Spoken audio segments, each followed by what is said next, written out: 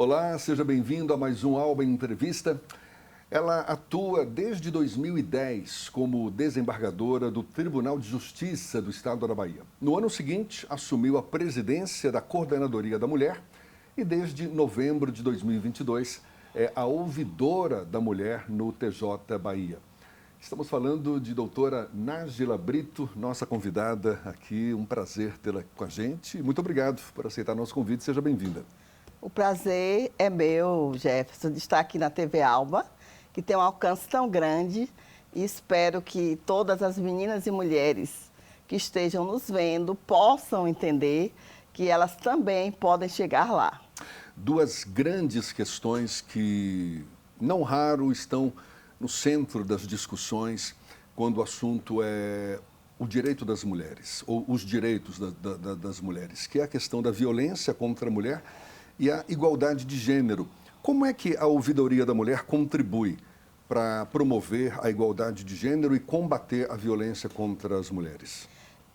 A Coordenadoria da Mulher ela foi criada por uma determinação do CNJ, porque se observou que os vulneráveis nos processos eram, na sua maioria, as mulheres e as crianças e adolescentes. Então, foram criadas duas coordenadorias em todos os tribunais do Brasil, porque, com isso, cada coordenador em seu estado fica responsável por políticas públicas, por uma interação com os outros órgãos governamentais, Ministério Público, Defensoria Pública, a OAB, aquela tríade que forma o processo, mas não só eles. O Estado, o município, a União, todos formam uma rede de proteção. Então, eu sempre digo que é a face aberta, a face que é amiga do Tribunal de Justiça, porque abre as suas portas para atender também a população, porque também a sociedade brasileira, todos nós, jornalistas, todas as pessoas, fazem parte dessa rede de proteção. E a Ouvidoria da Mulher, ela foi criada exatamente para ter um olhar mais cuidadoso naqueles processos em que há uma demora, em que a mulher que está sendo, na maioria das vezes, até processada, porque quando ela denuncia e o juiz defere uma medida protetiva, geralmente vem aquele contra-ataque e ela precisa, às vezes, até da Defensoria Pública para responder a outro processo. Então, tudo vira algo que, a princípio, deveria ser resolvido de imediato, se transforma num monstro. Então, precisa da ouvidoria, de alguém que as escute e tente resolver de uma forma ágil os seus processos. Além desse papel de intermediar essas demandas, o papel da ouvidoria como um todo, além dessa responsabilidade, quais outras atribuições dentro do TJ Bahia? No Tribunal de Justiça da Bahia, eu tenho, além da ouvidoria, essa Coordenadoria da Mulher, elas se interligam, porque a Coordenadoria da Mulher, ela cuida das mulheres que estão em situação de violência doméstica familiar. E aí, não só ex-companheiros, ex-maridos, mas também, por incrível que pareça, para nossa tristeza, filhos que agridem mães, que praticam muito violência patrimonial, irmãos. Então, situações em que a mulher, ao longo da história, ela ficou tão tida como o lugar de submissa e o homem no comando, que reverbera até hoje em termos de violência doméstica. Então, a Coordenadoria cuida das mulheres em situação de violência doméstica.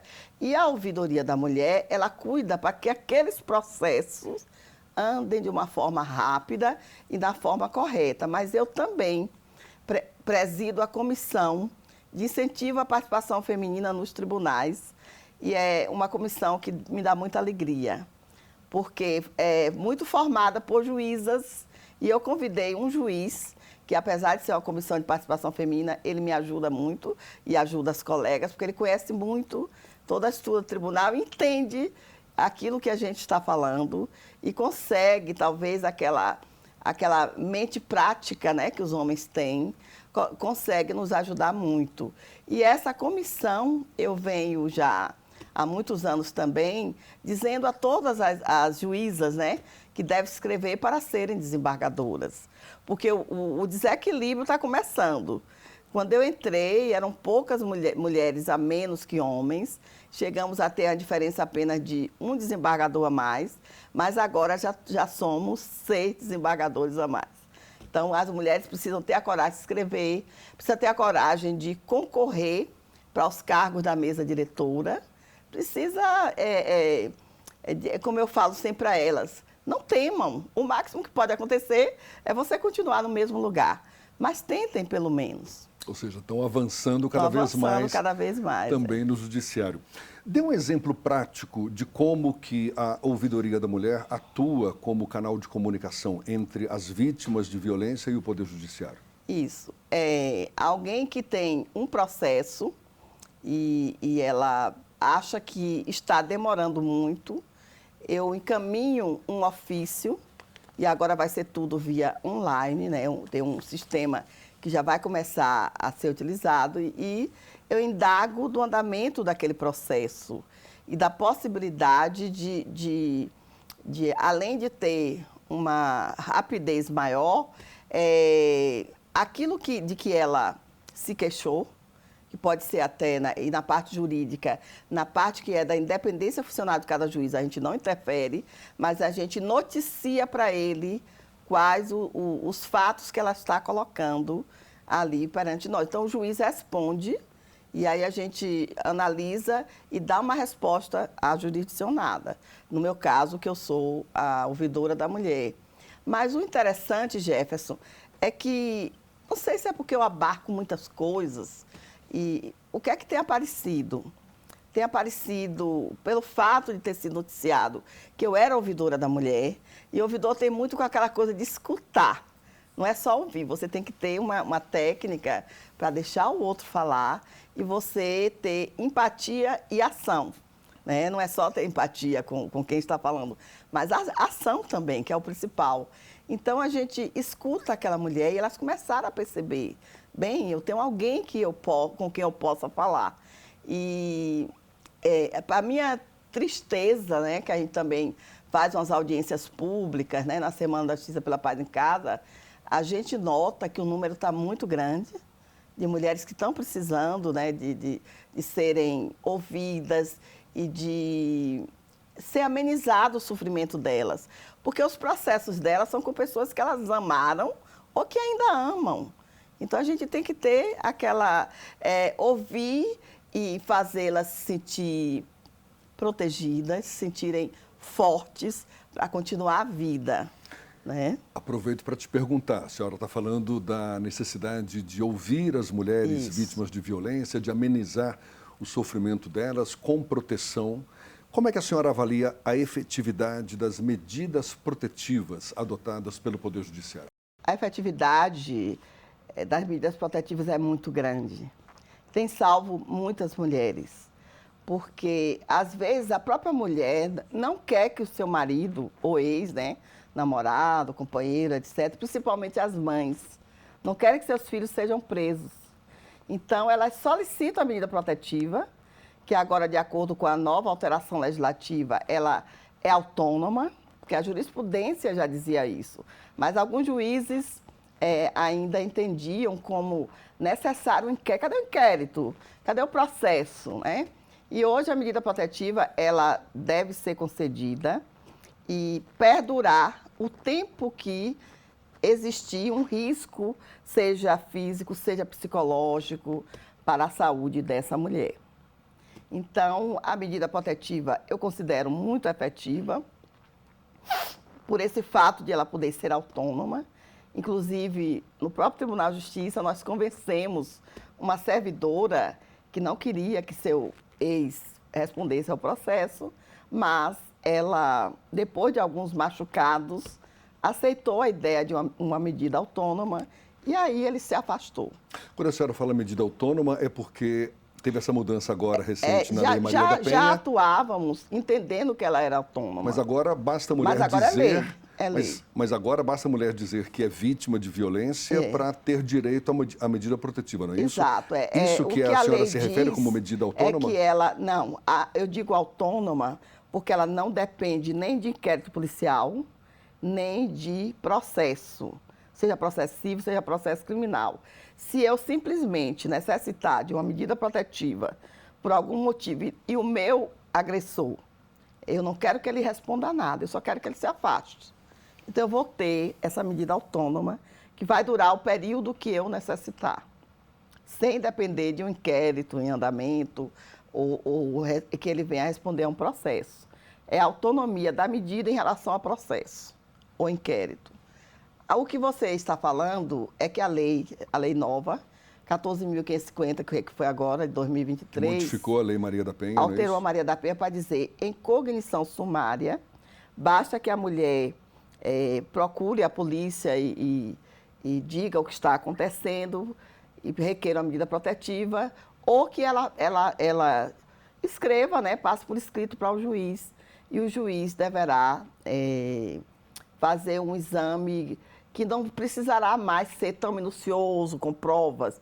Ele defere, e se ele por acaso tiver alguma preocupação para saber o que efetivamente está ocorrendo, o aconselhamento é que faça uma audiência, que a gente chama de audiência preliminar ou de justificação, em que ele vai ouvir com mais calma e aí vai perceber se ele aumenta até a gravidade da medida protetiva ou se ele revoga. Agora, doutora Nájila, como é que a senhora avalia os desafios para garantir o cumprimento, a implementação dessas medidas protetivas? Isso é um grande esforço de toda a rede de proteção. Por quê?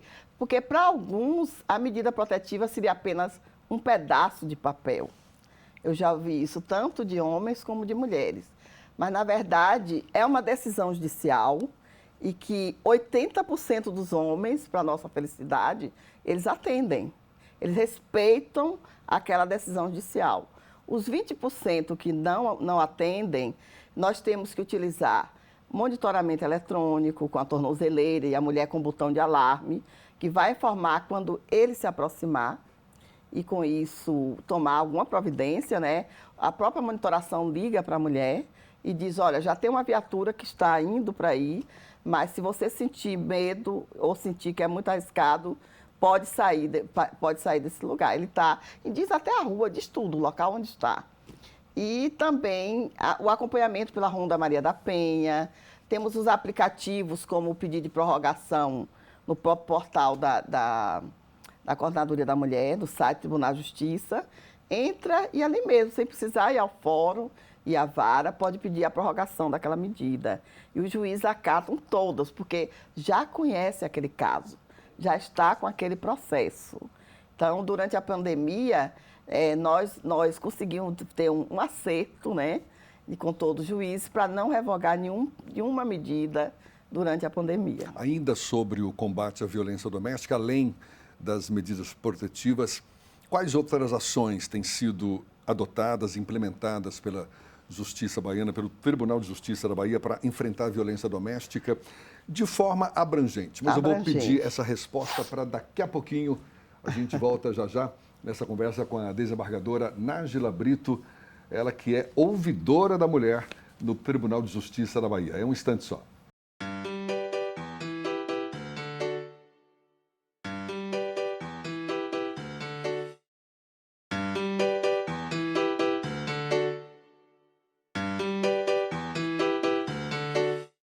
Já estamos de volta. Nossa convidada, a desembargadora Nájila Brito, desembargadora do Tribunal de Justiça do Estado da Bahia e ouvidora da mulher lá no TJ.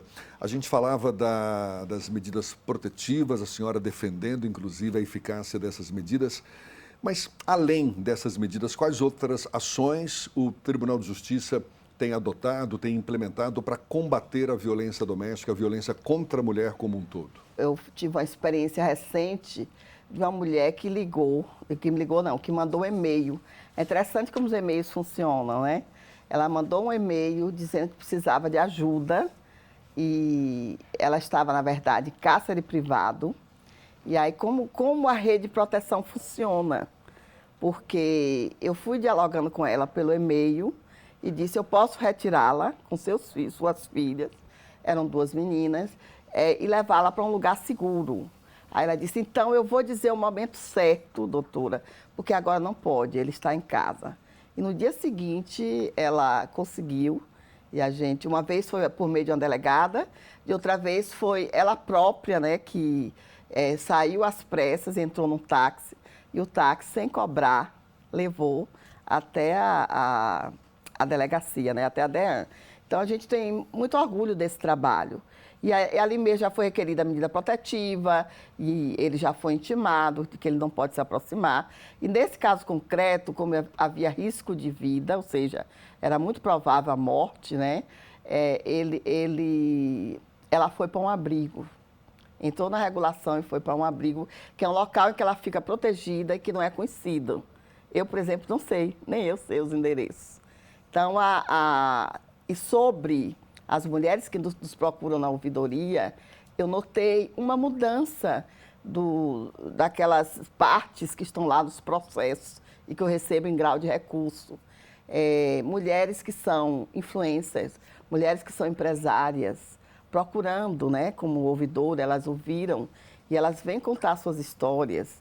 E essa parte que eu falei de escutar, o olho do olho, né, o olho de um julgador, o olho de alguém que tem uma experiência de Ministério Público de muitos anos, a gente percebe que elas estão falando a verdade.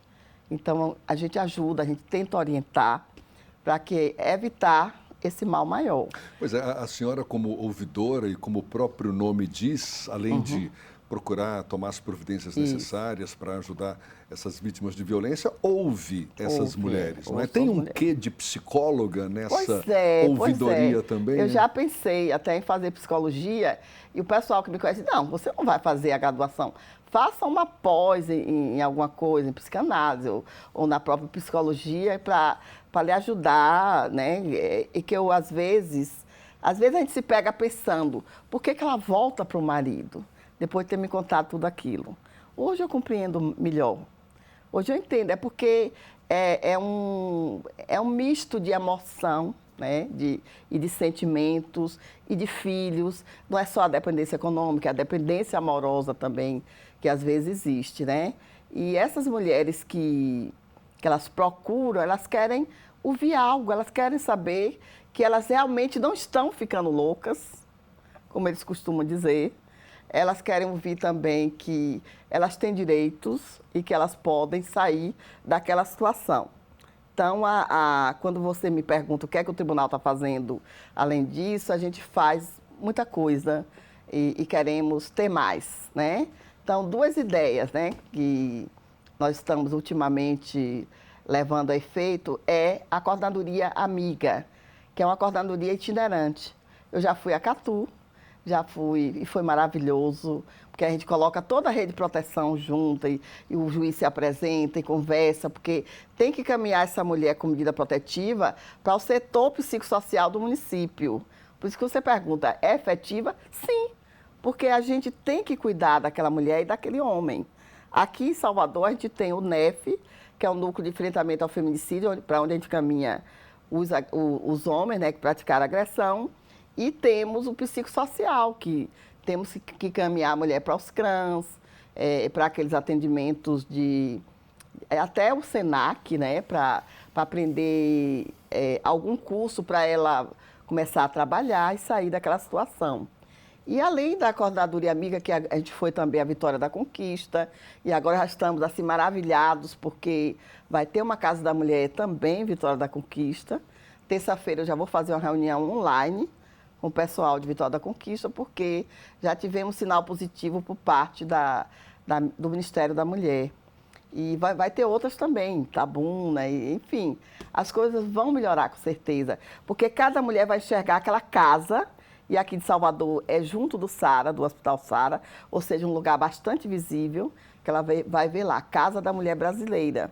Então, ela vai entrar para conhecer e, quem sabe, se reconhecer, que muitas nem entendem que são vítimas de violência doméstica, Essa violência doméstica, a gente comentou no início, a senhora vem destacando, é ainda um dos principais problemas enfrentados pelas mulheres em geral. Como que a Ouvidoria da Mulher tem trabalhado para conscientizar a sociedade sobre exatamente a importância de prevenir e combater a violência contra as mulheres? É mais um trabalho da coordenadoria do que da própria ouvidoria. Porque a ouvidoria está muito relacionada a processo, mas a coordenadoria não. Então, a gente faz 3 semanas da Justiça pela Paz em Casa, que são verdadeiros mutirões, não só de processo, como de encontros para palestras, para o mês de março. Até aqui na Assembleia eu vim fazer palestra. Então, a gente se dedica a levar conhecimento, a explicar a lei, a explicar onde ela pode encontrar algum auxílio e o que é que significa cada acontecimento da sua vida. Então, agora mesmo nós estamos já criando o Fórum da Violência Doméstica dentro da Universidade Corporativa do Tribunal de Justiça para capacitar. Eu faço capacitação para os juízes e servidores todo o tempo, né? E também para a população. Fizemos capacitação já 2 vezes para a Polícia Militar, aqueles que são da base, né? Das bases comunitárias, e agora outros já estão querendo vir também para serem capacitados, e da sociedade em geral, aquelas pessoas que são líderes comunitários, porque a gente quer que eles passem, né, aquela ideia, passem aquela noção de direito, porque isso é tão importante, né, de conhecer os seus direitos. Como diz a Hannah Arendt, né, direito a ter direitos. Então, é isso. É muito grande o trabalho. Eu não queria deixar de dizer que a última ideia partiu até do presidente do tribunal. Congregar as mulheres, né, dos 3 poderes e mulheres como eu, como a procuradora-geral, como a defensora-geral, que são todas mulheres, a esposa do presidente da ALBA, né? Já conversei muito com ela e ela está, assim, bastante interessada. A esposa do presidente do Tribunal de Justiça e a esposa do governador. Todas feministas, viu? Gostei muito e acho que podem surgir novas ideias, porque nós que somos da área jurídica ficamos muito assim, só vendo o direito. E a gente tem que pensar bem além do direito. A senhora falava numa rede de proteção, Isso. não é? Não só o Tribunal de Justiça, mas Ministério Público, Defensoria Pública. Sobre essa interlocução com outras instâncias de poder, como é que a ouvidoria, ou a Coordenadoria da Mulher, melhor dizendo, né, tem promovido a interlocução entre o Tribunal de Justiça e outras instituições, como a Polícia, Ministério Público, Defensoria Pública, visando uma resposta mais integrada, mais eficiente no combate à violência doméstica? Excelente essa pergunta, porque como nós mudamos ao longo do tempo. No início, a gente se falava por ofícios.